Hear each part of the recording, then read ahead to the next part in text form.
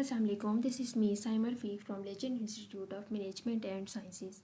And today I am going to deliver a lecture on inductively coupled plasma mass spectrometry, which is under the category of atomic spectroscopy. What is inductively coupled plasma mass spectrometry? Last lecture में हमने inductively coupled plasma को detail से discuss किया था, जो कि एक automisation source है एटॉमिक स्पेक्ट्रोस्कोपी में। अब इंडक्टिवली कपल्ड प्लाज्मा तो एक एटम्स को क्रिएट करने का एक सोर्स है। एटम्स जब क्रिएट हो जाते हैं तो उसके बाद हम मोनोक्रोमेटर यूज़ करते हैं और उसे डिटेक्ट करते हैं। अब इस केस में जो डिटेक्टर है वो हम मास स्पेक्ट्रोमीटर यूज़ कर रहे हैं। मास स्पेक्ट्रोमीटर भी एक जो स्पेक्ट्रोस्कोपी है उसका ही पार्ट है, लेकिन हम यहाँ MS को कभी भी मास स्पेक्ट्रोस्कोपी नहीं कहते, क्योंकि मास स्पेक्ट्रोस्कोपी में एज सच कोई भी इलेक्ट्रोमैग्नेटिक रेडिएशन यूज़ नहीं हो रही होती। इलेक्ट्रोमैग्नेटिक रेडिएशन जैसे UV विजिबल स्पेक्ट्रोस्कोपी कहते हैं, इंफ्रारेड स्पेक्ट्रोस्कोपी कहते हैं। स्पेक्ट्रोस्कोपी का मतलब ये होता है कि कोई इलेक्ट्रोमैग्नेटिक रेडिएशन उसमें इन्वॉल्व हो। जैसे UV विजिबल स्पेक्ट्रोस्कोपी है तो उसमें जो अल्ट्रावायलेट की एक टाइप है, इलेक्ट्रोमैग्नेटिक रेडिएशन की जो एक टाइप है अल्ट्रावायलेट, वो इन्वॉल्व है। इंफ्रारेड भी इन्वॉल्व है, तो इसलिए स्पेक्ट्रोस्कोपी कहते हैं। मास स्पेक्ट्रोमेट्री में हम मास स्पेक्ट्रोस्कोपी नहीं कहते, मास स्पेक्ट्रोमेट्री कहते हैं, because in mass spectrometry there is no electromagnetic radiation. That is the reason we called it mass spectrometry rather than mass spectroscopy. अब मास स्पेक्ट्रोस्कोपी एक डिटेक्शन मेथड है जो कि आयंस को डिटेक्ट करेगा, और जो एटम प्रोड्यूस करने का सोर्स है वो ICP-MS है। तो ICP-MS एक इंटरेस्टिंग कोर्स है एटॉमिक स्पेक्ट्रोस्कोपी का, क्योंकि इसमें जो दो टेक्निक हैं वो कपल्ड की हुई हैं। हम ये भी कह सकते हैं कि जो ICP-MS है ये एक हाइफिनेटेड टेक्निक भी हम इसे कंसिडर करते हैं, क्योंकि यहाँ कपलिंग की हुई है। इन हाइफिनेटेड टेक्निक्स में होता ये है कि टू डिफरेंट टेक्निक्स को हम कंबाइन करते हैं, और मोस्टली ये होता है कि एक सेपरेशन टेक्निक होती है और एक डिटेक्शन टेक्निक। इस केस में भी ICP जो है इंडक्टिवली कपल प्लाज्मा एटम को प्रोड्यूस कर रहे हैं, सैंपल से एटम प्रोड्यूस हो रहे हैं ना, तो एक किस्म का ये एक सेपरेशन मेथड है। और जो मास स्पेक्ट्रोमेट्री है वो एक डिटेक्शन मेथड है, वो डिटेक्ट करेगा उन आयंस को। और मास स्पेक्ट्रोमेट्री जो है वो आयंस को डील करता है और मोस्टली उन सैंपल को लेके चलता है जो गैसियस फॉर्म में वोलेटाइल कंपाउंड को मेजर करने के लिए यूज़ होता है। अब ICP से इंडक्टिवली कपल प्लाज्मा से हम एटम प्रोड्यूस करवा के उनको डिटेक्ट मास स्पेक्ट्रोमेट्री से करवाएंगे। मास स्पेक्ट्रोमेट्री की जो डिटेल है वो हम नेक्स्ट लेक्चर में स्टडी करेंगे, लेकिन क्योंकि उससे पहले जो प्रोसेस है वो ICP का है, इंडक्टिवली कपल प्लाज्मा से एटम को प्रोड्यूस करवाना है। वो जो एटम प्रोड्यूस होंगे वो एक MS का जो इंस्ट्रूमेंट है वो एक सेपरेट चीज़ है। ये जो मास स्पेक्ट्रोमेट्री की इंस्ट्रूमेंटेशन है वो इससे सेपरेट है। तो वो जो एटम है उन एटम्स को हमने मास स्पेक्ट्रोमीटर में लेके जाना है। अब जो दो डिफरेंट इंस्ट्रूमेंट हैं दरमियान में हमने ऐसा कोई पाथ या ऐसी कोई चीज़ क्रिएट करनी है जिससे जो इंडक्टिवली कपल्ड प्लाज्मा के जो एटम प्रोड्यूस हुए हैं वो मास स्पेक्ट्रोमीटर में जा सकें। तो वो एक जो पाथ है जो इन दोनों को कनेक्ट करेगा उसे हम कहते हैं इंटरफेस। वो एक पाथ होता है जो टू डिफरेंट इंस्ट्रूमेंट को कनेक्ट कर रहा होता है। तो हम ये स्टडी करेंगे कि किस तरीके से एटम प्रोड्यूस हुए हैं ICP में, उसके बाद वो इंटरफेस से गुजरने के बाद वो MS में एंटर हुए हैं। अब MS उन्हें डिटेक्ट करेगा, और जो MS में प्रोसेस होंगे उनको डिटेक्ट करने का वो टोटली डिफरेंट है जो हम पहले पढ़ते रहे हैं डिटेक्शन में थी, जो डिटेक्टर हम यूज़ करते रहे हैं। तो MS की डिटेल हम बाद में पढ़ेंगे, क्योंकि उससे पहले इंटरफेस तक समझना ज़रूरी है कि कैसे इंटरफेस से एटम गुजर के MS में एंटर होंगे। जब इंटरफेस को स्टडी कर लेंगे तो उसके बाद हम ये देखेंगे कि MS की क्या इंस्ट्रूमेंटेशन है और वो कैसे वो ICP की एटम को इंटरफेस से गुजारने के बाद एंटर करवाता है अपने जो फर्स्ट पार्ट आयोनाइजेशन सोर्स में, और कैसे फिर उन एटम्स को डिटेक्ट करता है। तो पहले हम ये स्टडी करते हैं कि ओवरऑल ICP-MS है क्या। इंडक्टिवली कपल्ड प्लाज्मा स्पेक्ट्रोमेट्री और ICP-MS is an analytical technique use for elemental detection. Elemental detection के लिए ही यूज़ होती है ये। इम्प्लॉयज़ प्लाज्मा ऐसा, इसमें अब हम प्लाज्मा को ऐसा आयोनाइजेशन सोर्स यूज़ कर रहे हैं जो कि हम लास्ट लेक्चर में स्टडी कर चुके हैं कि प्लाज्मा आर्गॉन सोर्स से किस तरह प्रोड्यूस होता है, कैसे इसका इतना हाई टेम्परेचर होता है कि वो एटम को सैंपल को एटम में कन्वर्ट कर देता है और उसकी आइंस भी क्रिएट कर देता है, क्योंकि यहाँ हाई टेम्परेचर होता है तो आइंस प्रोड्यूस हो जाते हैं। Analysis for the detect ions, it can perform qualitative, semi qualitative and quantitative analysis. अब इस केस में क्यों उन्होंने क्वालिटेटिव कहा? क्वालिटेटिव तो है कि वो एलिमेंटल डिटेक्शन के लिए कि कौन कौन सी एलिमेंट है, क्योंकि जब मास स्पेक्ट्रोमेट्री में पीक्स आएंगी तो डिफरेंट पीक से हम ये जो रिलेटिव अबंडेंस है उससे तो हम क्वांटिटेटिव एनालिसिस का पता लगवाएंगे कि कितना इसमें कंसंट्रेशन है, और जो पीक्स हैं कि किस किस पॉइंट पे पीक आई है तो वो हमें ये बताएगी कि अगर फॉर एग्जांपल 1500 m/c वैल्यू आई है तो वो किस चीज़ की होती है। डिफरेंट m/c वैल्यू पे डिफरेंट जो आइन है वो अपेयर होते हैं, तो वो m/c वैल्यू से हम ये चेक कर सकते हैं कि कौन सी m/c वैल्यू पे पीक अपेयर हुई है तो कौन सी एलिमेंट प्रेजेंट है। तो ये तो हो गया क्वालिटेटिव एनालिसिस। अब सेमी क्वालिटेटिव और क्वांटिटेटिव तो है कि वो क्वांटिटी फाइंड करेगी। अब सेमी क्वांटिटेटिव किस लिए का है उसका मैं आपको बताती हूँ। क्वांटिटेटिव एनालिसिस तब होता है जब इजीली हम कंसंट्रेशन फाइंड कर लें। अब मास स्पेक्ट्रोमेट्री में होता ये है कि हम रिलेटिव अबंडेंस, मतलब एक जो मेजर पीक होती है मोनो आइसोटोपिक पीक, कोई भी एलिमेंट जिसे हम डिटेक्ट कर रहे हैं वो उसका जब एक इलेक्ट्रॉन रिमूव हो जाएगा तो उसका मतलब है कि वो एक केटाइन बन जाएगा, एक आइन बन जाएगा। फर्स्ट प्रोसेस में एक जो इलेक्ट्रॉन है वो रिमूव होगा, तो उसे हम ये कह सकते हैं कि मोनो आइसोटोपिक पीक। वो जो मेन पीक है उसके रेफरेंस से हम बाकी जो पीक्स अपेयर हो रही हैं उनकी हम कंसंट्रेशन फाइंड कर रहे हैं। तो अब क्वालिटेटिव एनालिसिस तो एज सच है, मतलब ठीक है कि हम फाइंड कर रहे हैं कि ये इसकी कंसंट्रेशन कितनी है, लेकिन एक रेफरेंस से फाइंड कर रहे हैं। अगर वो रेफरेंस हमारे पास ना हो तो तब तो हम क्वांटिटेटिव एनालिसिस नहीं कर सकते। तो एक रेफरेंस होने की वजह से हम ये कहते हैं कि ये सेमी क्वांटिटेटिव एनालिसिस है, लेकिन अगर हम ओवरऑल ये भी कहें कि ये क्वांटिटेटिव एनालिसिस है तो भी ठीक है, लेकिन प्रिसाइसली हम ये कहते हैं कि जो MS है वो क्वांटिटेटिव टूल नहीं है, क्योंकि जब तक हम इसमें स्टैंडर्ड यूज़ नहीं करेंगे, एक रेफरेंस से हम बता रहे होते हैं कि ये रेफरेंस है, इससे इतनी कंसंट्रेशन कम है या ज़्यादा है, जितनी भी पीक्स हैं उनको रेफरेंस से कंपेयर करके बताते हैं। तो अगर वो हमारे पास स्टैंडर्ड या जो रेफरेंस पीक है वो ना हो तो हम क्वांटिटेटिव एनालिसिस नहीं कर सकते। तो सम टाइम जो एडवांस स्पेक्ट्रोस्कोपी है उसमें MS को ये कहते हैं कि MS is not a quantitative technique but it makes a quantitative technique by sample preparation. Sample preparation यही होता है कि हम कोई स्टैंडर्ड बनाएं, कोई रेफरेंस बनाएं जिसके रेफरेंस से हम क्वांटिटेटिव एनालिसिस कर सकें उन एलिमेंट्स का जो सैम्पल में प्रेजेंट हैं। सम टाइम ये कहते हैं कि क्वांटिटेटिव एनालिसिस है ही नहीं। सम टाइम जो क्लासिकल स्पेक्ट्रोस्कोपी है उसमें ये कहते हैं कि क्वांटिटेटिव एनालिसिस है।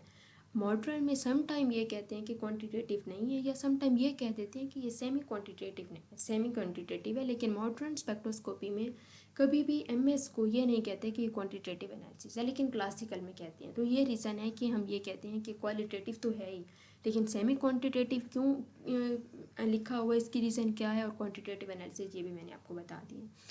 Developed in 1980s, reason for the growing popularity, perform multi element, मतलब क्यों ये इतना फेमस है, ICP-MS को हम क्यों इतना कंसीडर करते हैं, इसकी जो मेन रीज़न है वो यही है कि ये मल्टी एलिमेंट डिटेक्शन के लिए यूज़ होता है।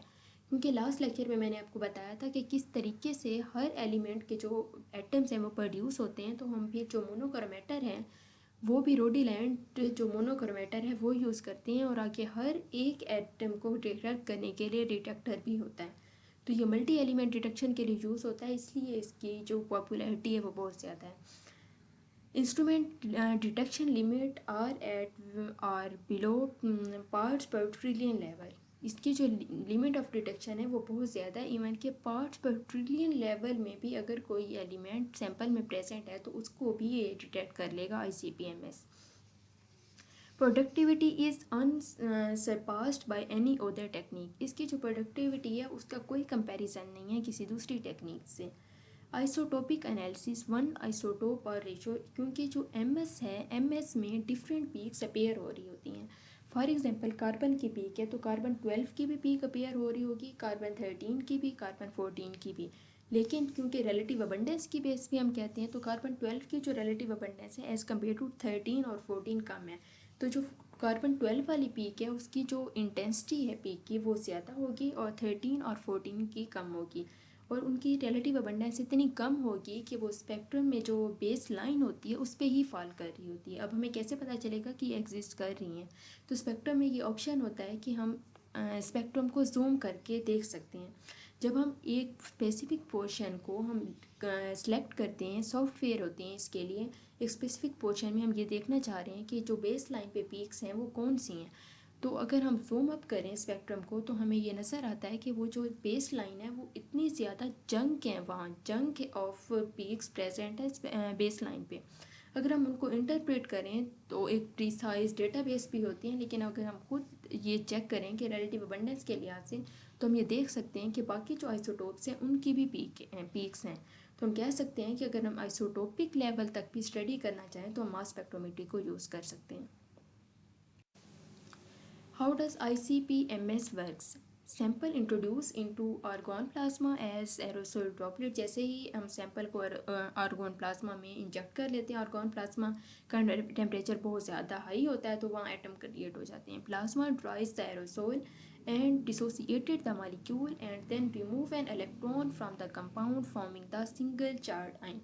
अब आयन प्रोड्यूस ना होते अगर इतना ज़्यादा टेम्परेचर ना होता, लेकिन जैसे ही सैंपल पहुंचता है टॉर्च में तो वहाँ इतना ज़्यादा हाई टेम्परेचर होता है कि वहाँ से इलेक्ट्रॉन रिमूव हो जाते हैं। जब इलेक्ट्रॉन रिमूव हो जाते हैं तो इसका मतलब है आयंस क्रिएट हो जाते हैं। Ions are directed into MS mass filtering device known as the mass spectrometer. अब मैंने आपको ये कहा कि एटम बेसिकली तो एटोमाइजेशन सोर्स है ICP, इंडक्टिवली कपल्ड प्लाज्मा, लेकिन इसका हाई टेम्परेचर होने की वजह से एटम आयंस में कन्वर्ट हो जाता है वो जो सैंपल होता है। अब वो जो आयन है उनको हम मास स्पेक्ट्रोमीटर में एंटर करवा देते हैं, लेकिन वो जो प्रोसेस है कि किस तरीके से वो एटम एंटर करवाएंगे वो मेन जो पर्पज़ है यहाँ स्टडी करने का वो यही है, क्योंकि ICP को तो हमने डिटेल से डिस्कस किया है। MS का भी हम एक सेपरेट लेक्चर में मैं आपको बता दूंगी। अब दरमियान में जो इंटरफेस है जो इन दोनों इंस्ट्रूमेंट को कनेक्ट करवा रही है वो स्टडी करना है। ICP-MS consist of sample introduction system. सबसे पहले सैंपल इंट्रोडक्शन सिस्टम होता है वो, उसके बाद ICP टॉर्च होती है, वहाँ रेडियो फ्रीक्वेंसी जनरेटर को कपल किया होता है। उसके बाद जो मेन वो प्रोसेस है ICP का वो यही है कि सैंपल इंट्रोडक्शन है, टॉर्च है। टॉर्च में एटम जो है वो प्रोड्यूस हो जाते हैं, या हम ये कह सकते हैं कि हाई टेम्परेचर की वजह से आयन प्रोड्यूस हो जाते हैं। ICP की इंस्ट्रूमेंटेशन यहीं तक एंड हो जाती है। उसके बाद इंटरफेस होती है जो कि ICP को MS से कनेक्ट करती है। अब MS अभी स्टार्ट नहीं हुआ, अभी इंटरफेस है। इंटरफेस के बाद क्या होगा MS। अब MS के फर्दर 3 पार्ट होते हैं बेसिकली। मास स्पेक्ट्रोमीटर जो है वो 3 टाइप की इंस्ट्रूमेंटेशन पे फर्दर कंसिस्ट करता है। सबसे पहला जो पोर्शन होता है वो वैक्यूम सिस्टम होता है। वैक्यूम सिस्टम में जहाँ तो आयन प्रोड्यूस होके जा रहे हैं, फॉर एग्जांपल हम MS को सेपरेट यूज़ करें तो जो फर्स्ट पोर्शन है उस पर आयंस प्रोड्यूस होते हैं। फिर आयंस जो प्रोड्यूस होते हैं उसके बाद एनालाइज़र होते हैं जो उन आयंस को मास टू चार्ज वैल्यू के बेस पे सेपरेट करते हैं, और आगे डिटेक्टर होता है जो कि उन्हें डिटेक्ट कर लेता है। अब वैक्यूम सिस्टम होता है सबसे पहले, उसके बाद कुलेयन या रिएक्शन सेल होते हैं, आयन ऑप्टिक्स जिसे हम मास स्पेक्ट्रोमीटर या डिटेक्टर कहते हैं। अब डिटेक्टर उनको डिटेक्ट कर लेता है। अब जो मास स्पेक्ट्रोमीटर की जो इंटरप्रिटेशन है वो ऐसे सिंपल नहीं होती जैसे UV विजिबल के केस में हमने पढ़ा था जो डिटेक्टर हम यूज़ कर रहे थे, क्योंकि वहाँ जस्ट एक लीनियर लाइन आ रही है या फिर अगर थोड़ी बहुत वेरिएट हो रही है तो उसकी बेस पे हम कंसंट्रेशन फाइंड कर लेते हैं। लेकिन जो MS की इंटरप्रिटेशन है वो बहुत ज़्यादा कॉम्प्लिकेटेड है, क्योंकि इसमें आयंस प्रोड्यूस हो जाते हैं। और दूसरा ये कि जब हम मास स्पेक्ट्रोमेट्री में हम आते हैं तो यहाँ हम M/G वैल्यू लेते हैं डिफरेंट आयंस की mass to charge ratio. Mass to charge ratio में फॉर एग्जांपल मास किसी भी एक आयन जो एक प्रोड्यूस हुआ है, एक इलेक्ट्रॉन रिमूव होने के बाद एक आयन प्रोड्यूस होता है जिसे हम कैटायंस कहते हैं। अब वो फॉर एग्जांपल हम कोई ऑर्गेनिक कंपाउंड ले रहे हैं, सिंपल एक हम मीथेन ले रहे हैं, सपोज मैं सिर्फ मीथेन की एग्जांपल लेती हूँ। तो उस केस में भी अब क्या होना चाहिए कि अब मास स्पेक्ट्रोमेट्री की अगर आपको डिटेल अगर आपने पहले पढ़ी है तो फिर आपको अंडरस्टैंडिंग में थोड़ी सी वो होगी कि आपको इसका कंसेप्ट अंडरस्टैंड हो जाएगा। ये है कि जब सिर्फ हम कार्बन की ही मीथेन की ही पीक्स लें तो एक जो पीक है वो कार्बन 12 की वजह से आएगी, एक कार्बन 13 की वजह से आएगी, एक कार्बन 14 की वजह से आएगी। अब ये हो सकता है कि उसमें से जो हम मीथेन जैसे स्ट्रक्चर ले रहे हैं तो वो एक कार्बन जो है वो जो हाइड्रोजन है, हाइड्रोजन के साथ से हाइड्रोजन भी फिर हाइड्रोजन होता है, ड्यूट्रियम और ट्रिटियम होते हैं। अब फॉर एग्जांपल सैंपल में अगर हार्ड वाटर है तो हार्ड वाटर की वजह से कोई केटाइंस या इनाइंस भी आ सकते हैं, तो वो केटाइन और इनाइन की भी साथ पीक्स आ जाती हैं। आइसोटोपिक जो पीक्स हैं वो भी, इवन कि आइसोबार भी जो हैं वो कंफ्यूज कर रहे होते हैं स्पेक्ट्रम में। तो इन सारे पैरामीटर को कंट्रोल करके इंटरप्रेट करना स्पेक्ट्रम को, ये बहुत एक डिफ़िकल्ट टास्क है। लेकिन यह है कि उस मास स्पेक्ट्रोमीटर से हम जो रिलेटिव अबंडेंस है उससे हम कंसंट्रेशन या फिर पीक से हम ये फाइंड कर सकते हैं कि कौन कौन सी एलिमेंट प्रेजेंट है। मतलब क्वांटिटेटिव एनालिसिस और क्वालिटेटिव एनालिसिस ईजिली हम ICP-MS से कर सकते हैं। Sample introduction system provide the means of getting sample into instrument. ये एक प्रोसेस होता है जिससे हम इंस्ट्रूमेंट के अंदर सैंपल को लेके आते हैं। Composed of nebuliser and spray chamber ICP-MS के केस में, क्योंकि स्टार्ट तो हम यहीं से करते हैं ना, सैंपल न्यूबुलाइजर में जाता है फिर स्प्रे चैम्बर में जाता है। लिक्विड सैंपल में भी introduce to a nebuliser by a peristaltic pump, जो कि कल वाले लेक्चर में हमने स्टडी किया था, और through a self aspiration that create a aerosol of fine droplet and fine droplet are pass through a spray chamber before they are going to enter the plasma. बस ये एक इंट्रोडक्शन का method है जो कि प्लाज्मा में हम introduce करवाते हैं। ICP torch and RF coil, इसकी डिटेल हम पिछले लेक्चर में स्टडी कर चुके हैं कि ICP torch generate argon plasma with temperature 6000 degree centigrade. Plasma is generated by growing argon through a series of consecutive quartz tube and wrapped at one end by the radio frequency. क्योंकि एक जो tube है उसमें तो further जो 3 types हैं tubes की, जिसमें एक में सैंपल होता है और कूलिंग और हीटिंग जो प्लाज्मा ट्यूब्स हैं, उसके बाद जो ऊपर वो कॉइल वो रैप्ड होती है वो रेडियो फ्रीक्वेंसी कॉइल से होती है। Energy supply to coil by the radio frequency generator couple with the argon to produce the plasma during their weight into plasma. The liquid droplet are dried to a liquid and then solid and then heated to a gas, then absorb more energy, release one electron from them and single charge produce। क्योंकि जब उस पर atom आ जाते हैं, droplet produce हो जाते हैं, तो हाई टेम्परेचर की वजह से इलेक्ट्रॉन ही उसमें से रिमूव हो जाते हैं। तो केटाइंस को ओवरऑल हम ये कहते हैं कि आइंस प्रोड्यूस होते हैं। सिंगली चार्ज आइन exist the plasma and enter the interface. अब ये जो चार्ज प्रोड्यूस हुआ है प्लाज्मा के अंदर सिंगली चार्ज, वो फिर आगे MS में एंटर होगा through interface region. What is interface? ये जो मेन इसमें इम्पोर्टेंट चीज़ है वो ये इंटरफेस है, क्योंकि इंटरफेस दोनों को कनेक्ट कर रही है। ICP की डिटेल हमने पढ़ ली है। फिर कैसे ICP में ये आप कंसिडर करें कि आइंस जो है वो प्रोड्यूस हो चुकी हैं। अब आइंस ने एंटर होना है MS से, लेकिन ये दरमियान में एक कैपिलरी होती है, ये आप ये कहें कि फाइन कैपिलरी होती है जिससे आइंस गुजर के MS में एंटर होते हैं। लेकिन हम उसकी डिटेल पढ़ते हैं कि इंटरफेस वो जो कैपिलरी है उसका जो मेन पोजीशन है वो होती क्या है। अब फर्स्ट डायग्राम में आप ये देखें कि इसमें ऑप्टिकल लेंस यूज़ किए हुए होते हैं और वैक्यूम यूज़ किया होता है। वो जो लेंस है उनको फोकस करके एक कैपिलरी में लेके जाते हैं और वो जो कैपिलरी है वो आगे कनेक्ट होती है मास स्पेक्ट्रोमीटर से।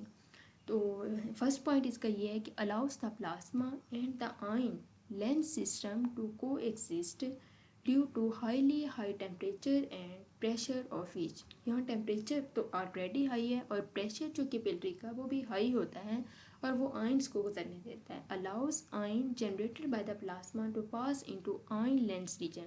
अब वो जो आइंस प्लाज्मा ने प्रोड्यूस किए थे, प्लाज्मा टार्च में प्रोड्यूस हुए हैं, वो इंटरफेस से गुजरेंगे। लेकिन वो जो इंटरफेस है वो किस चीज़ पे कंसिस्ट है? आइन लेंस रीजन। तो वो जो आइन लेंस रीजन है, जो कि यहाँ भी फर्स्ट जो डायग्राम है उसमें लेंस दिखाए हुए हैं, वहाँ से वो आइंस गुजर जाएंगे। It consist of 2 or 3 inverted funnel like device called cone. Some time तो ये लेंस होते हैं जो कि वो लेंस फोकस करते हैं उन आइंस को और वो एक कैपिलरी से गुजर जाते हैं। सम टाइम अगर हम लेंस यूज़ ना करें तो कोन्स यूज़ करते हैं, जिसे हम स्किमर कोन्स कहते हैं। तो वो जो कोन्स होती हैं वो एक जो कोन है वो भी हम यूज़ कर सकते हैं या फिर 3 डिफरेंट कोन्स हम यूज़ करते हैं। थ्री डिफरेंट कोन्स जो हैं अगर हम कनेक्ट कर लें, तो जैसे लेंस का जो फंक्शन था कि लेंस फोकस कर रहा था उन आइंस को और वो इस कैपिलरी से गुजार के एमएस में एंटर करवा रहा था, तो ये जो थ्री कोन्स हैं ये भी इक्वल टू वो उतना ही फंक्शन परफॉर्म करते हैं जितना कि लेंस परफॉर्म कर रहा होता है। तो ये down stream of the focusing of the ion beam is required by the use of single and series of चार device called ion lens.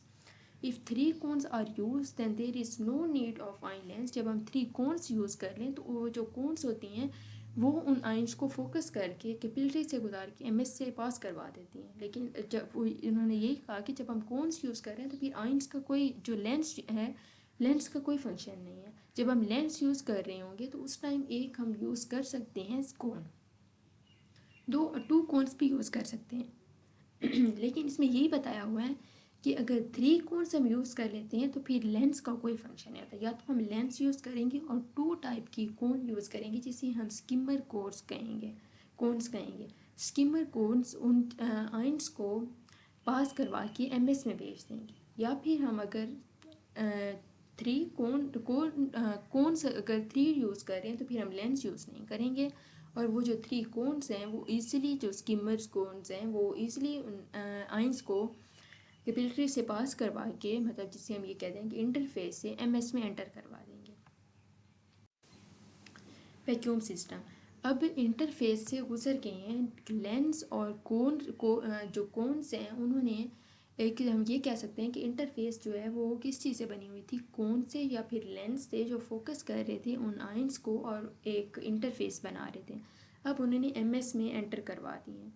Vacuum system provide a correct operation of pressure, क्योंकि यहाँ vacuum है, vacuum से जो है vacuum में कोई भी एयर हम एंटर नहीं होने देंगे और वैक्यूम सिस्टम हम मेंटेन रखते हैं एमएस में और ये हाई प्रेशर पे वर्क कर रहा होता है। Distance from the interface to detector, जो अब इंटरफेस है, इंटरफेस के बाद वैक्यूम सिस्टम है, वैक्यूम सिस्टम के बाद मास एनालाइजर होगा और मास एनालाइजर के बाद डिटेक्टर होगा। तो उन्होंने ये बताया है कि इंटरफेस और डिटेक्टर के बिटवीन जो डिस्टेंस है वो लेस देन 1 मीटर होता है।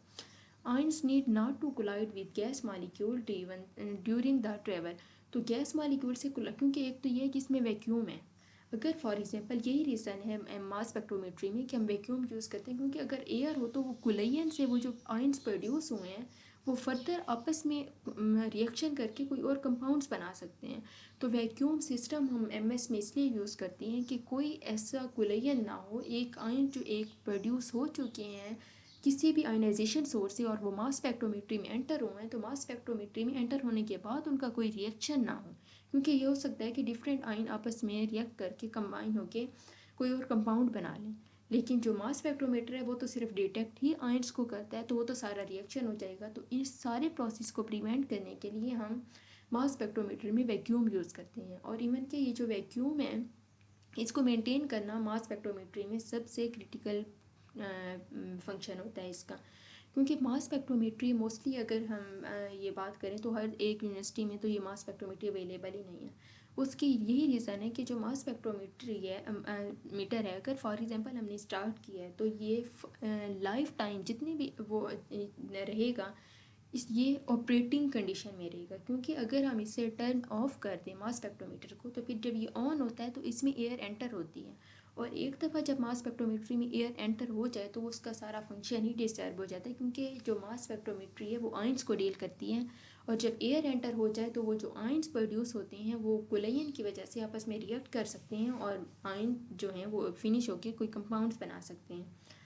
तो यही रीज़न है कि जो मास स्पेक्ट्रोमीटर है इवन कि अगर डिफरेंट इंस्टीट्यूट में प्रेजेंट भी है तो वो सम टाइम वर्किंग कंडीशन में है, लेकिन मोस्टली यूनिवर्सिटीज़ में नहीं है, क्योंकि जब एक दफ़ा वो फॉर एग्जांपल गलती से किसी ने ऑफ़ कर दिया तो फिर जब दोबारा ऑन किया तो उसमें एयर एंटर हो गई तो उसका प्रॉपर फंक्शन ही वो परफॉर्म नहीं करता। Ion deflecting device separation ion from the neutral and photons. अब जो आयन है, क्योंकि यहाँ हमने आयन को डिटेक्ट करना है तो इस फोटान और जो न्यूट्रल कंपाउंड वो एटम्स हैं उनसे हम सेपरेट करेंगे।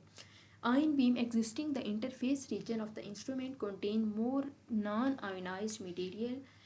For example, neutrals and photons. Ions are turned by the quadrupole. Quadrupole एक एनालाइजर होता है जो कि राइट एंगल पे प्रेजेंट होता है और वो मास टू चार्ज वैल्यू के बेस पे सेपरेट कर देता है आयंस को। Ion beam is and so well focused not to make contact with quadrupole, there is no need to clean up.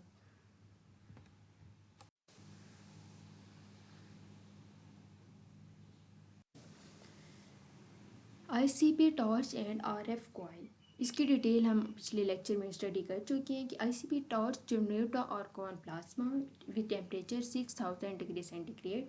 Plasma is generated by growing argon through a series of consecutive quartz tube and wrapped at one end by the radio frequency. क्योंकि एक जो tube है उसमें तो further जो 3 types हैं tubes की, जिसमें एक में सैंपल होता है और कूलिंग और हीटिंग जो प्लाज्मा ट्यूब्स हैं, उसके बाद जो ऊपर वो कॉइल वो रैप्ड होती है वो रेडियो फ्रीक्वेंसी कॉइल से होती है। Energy supply to coil by the radio frequency generator couple with the argon to produce the plasma. ये एक स्कीमेटिक है ओवरऑल कि कैसे कहाँ से राइट साइड से ये स्टार्ट होती है, जैसे जहाँ दिखाया हुआ है कि ट्रिपल कोन इंटरफेस या क्वार्टोपोल आयन डिटेक्टर। अब ये जो इंटरफेस है ये कनेक्ट कर रही है। इससे पहले क्या होगा, राइट साइड पे अगर देखें ट्रिपल कोन इंटरफेस से पहले, इस कोन से पहले ये कोन है, इसका मतलब है कि ये एक इंटरफेस है जो कि आईसीपी को, इस केस में आईसीपी को एमएस से कनेक्ट करवा रही है। अब एमएस का, क्योंकि उससे पहले जो आईसीपी का इंस्ट्रूमेंटेशन है वो होगी, ये एक इंटरफेस है। इंटरफेस के बाद इंस्ट्रूमेंट किस चीज़ का आता है, मास स्पेक्ट्रोमेट्री का। मास स्पेक्ट्रोमेट्री में यूनिवर्सल सेल यूज़ करते हैं। उसके बाद एनालाइजर्स होते हैं जिसकी डिटेल हम नेक्स्ट लेक्चर में स्टडी करेंगे। और क्वाड्रोपोल, ये जो डिफरेंट एनालाइजर हैं वो आयंस को मास टू चार्ज वैल्यू की बेस पे सेपरेट करते हैं और फिर डिटेक्टर आके उन्हें डिटेक्ट कर लेता है। It was all about ICP-MS, majorly discussed ICP and interference, and in next lecture we will discuss mass spectrometry in detail. Thank you.